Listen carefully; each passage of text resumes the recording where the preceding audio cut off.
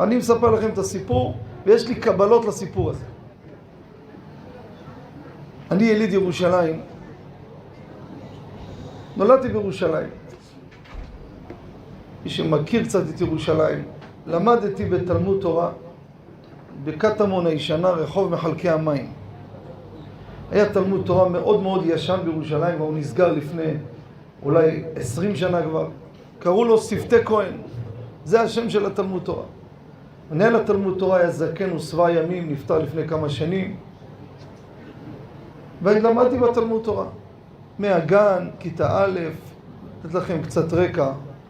במגזר החרדי, השכבות של הגיל עובד ככה. א' עד ח', תלמוד תורה. לאחר מכן, 3 שנים זה נקרא ישיבה קטנה. לאחר מכן, 3 שנים ישיבה גדולה. ולאחר מכן נקרא קיבוץ.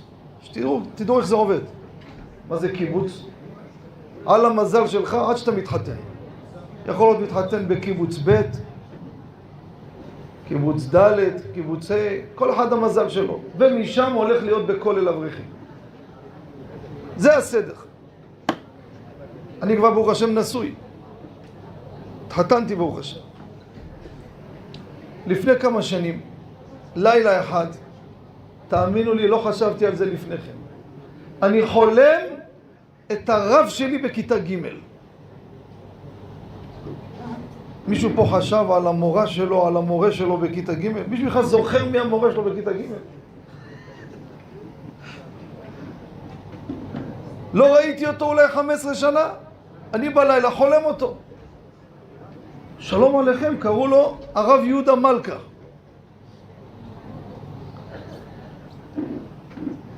קיצור, אומר לי, אני רוצה ממך טובה, בנימין חוטה. הרב, מה רוצה? אומר, ככה הוא אומר לי. תשמע, מה זה הישארות הנפש? זה להבין שהמנוחה נמצאת איתכם. הוא אומר לי, הבן שלי לא הניח תפילין יומיים, אנא ממך, לך תניח לו. אתם חושבים, זכרתי מהחלום? קמתי בבוקר, נשכח, אזור 9:30 בבוקר, איך אני לא יודע בעולם מגלגל? רגע, חלמתי את רב יהודה. מה זה החלום המוזר הזה? ואני אחד שאוהב לחפש אתגרים. אמרתי, בוא נתקשר אליו. גם נחליף איתו מילים. ואם זה שטויות, אז הוא יצחק, לא קרה כלום. הזוהר מביא שיש חלומות שהשדים עושים איתנו צחוק. אוהבים להסתלבט עלינו. אתה הולך לישון בלילה, חולם שזכית בלוטו, אתה קם חביבי, אין לך שקל בכיס. אז הם צוחקים עלינו. ככה הזוהר מביא, יש חלומות שהשדים יש להם אישור לעשות מאיתנו צחוק. לכן אנחנו אומרים קריאת שמע שעל המיטה, להרחיק את המזיקים והשדים. בקיצור, אני מתקשר לאיזה תלמיד חכם בירושלים שהוא גם מלמד ילדים, קוראים לו הרב ליאור כהן. אני אומר לו, תגיד לי, איך אני משיג את הרב יהודה מלכה? אני רוצה לדבר איתו. אומר לי, מה, לא שמעת? הרב יהודה מלכה, לא עליכם, לא עלינו, עשה תאונה בערב יום הכיפורים, השאיר אלמנה ויתומים קטנים, קברו אותו. שעה לפני כניסת יום הכיפורים, ישבו 7 בקושי 5 דקות והסתיימה השבעה. ידוע שהרגל ויום כיפור מבטל גזירת 7. לכן גם לא שמעתי מזה. אמרתי לו, מה אתה מדבר? הוא אומר לי, איך לא שמעת? אמרתי לו, לא שמעתי. ירושלים דיברו על זה, לא שמעתי. עברו כמה שנים. אני רוצה לדבר עם אשתו עכשיו, זה יותר מלחיץ אותי. אשתו, מאיפה אני אשיג לך אותה? אני יודע איפה היה גר, מי זאת אשתו? אתם יודעים מה זה ספר טלפונים? אתם לא יודעים מה אני רואה. לא זהב, ספר טלפונים. אתם לא יודעים מה זה אני רואה. פרשים פה בפרצוף, איך תדעו? כל אחד מחזיק את הטרפים שלו. והוא שואל בטרפים והם עונים לו. נכון או לא? לבן היה לו טרפים, שואל עונים. היום גם אתה שואל בגוגל, עונה לך. לנו ברוך השם אין את זה. אז יש ספר טלפונים. מה זה ספר טלפונים? זה ספר שלוקחים את כל המשפחות באותה עיר, לפי א' ב', ואתה לפי א' ב' מוצא את המשפחה. וברוך השם אצלנו עדיין מדפיסים ספרי טלפונים. מי שיבוא אצלי הביתה יראה, יש לי 2 ספרי טלפונים בספרייה, ושם אנחנו מחפשים אנשים. זה צוחק, זה נשמע פורי, מה? לא באתי מאפריקה, הוא חושב. ברוך השם שאנחנו לא מתקדמים. נו, אני פותח ספר טלפוני. איך אני נמצא? אמרתי, אני לוקח כל גברת נקבה מלכה, בלי זכר בספר טלפונים, ספק שבעלה זה רבי יהודה מלכה. נכון או לא? התחלתי לפתוח ספר טלפוני ואני מתחיל לסמן כל מלכה בירושלים, נקבה בלי זכר, אני מתקשר אליה.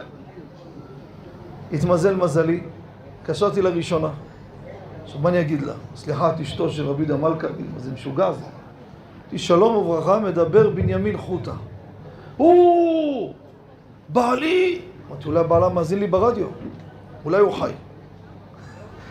מחילה שאני שואל, את מדברת על רבי יהודה מלכה? כן? כן! אז הבנתי שזהו. אז אמרתי לה, קודם כל, סליחה שעד היום לא התקשרתי.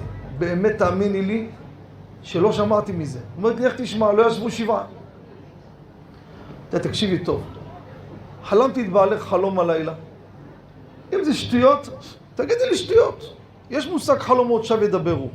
אבל אם זה נכון, אני רוצה לדעת, ואם כן, סליחה. כן, מה חלמת את בעלי?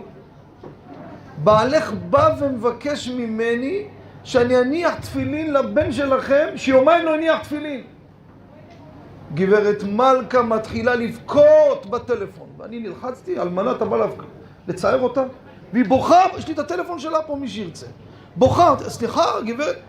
אומרת לי, לא, אני מתרגשת, בעלי כל כך צמוד איתנו. תגידי לי מה קרה. אומרת לי, אתה לא תאמין. יש לה בן שלומד באיזה מוסד בירושלים, יש לו איזה נקודה מסוימת שהוא צריך עזרה, ויומיים לא הניח תפילין, והוא בוכה לה בבית, אמא לא הנחתי תפילין. ואני יודעת להניח לו תפילין? אמרתי לו, מחר. בעלי בעד אליך שאתה תניח לו תפילין? והיא בוכה בטלפון. אמרתי לה, תסלחי לי. הנעתי את האוטו, טסתי לאותו מוסד, מבטח בכניסה, אומר לי, מי אתה? אמרתי לו, ההורים של הבחור הזה שלחו אותי. הנחתי לו תפילין יום, יומיים, בא המנהל, אמר לי, אל תבוא יותר, סידרנו את העניין. זה סיפור כהווייתו, יש את הטלפון של הגברת בירושלים, מי שירצה, והיא לא האמינה, זה הישארות הנפש.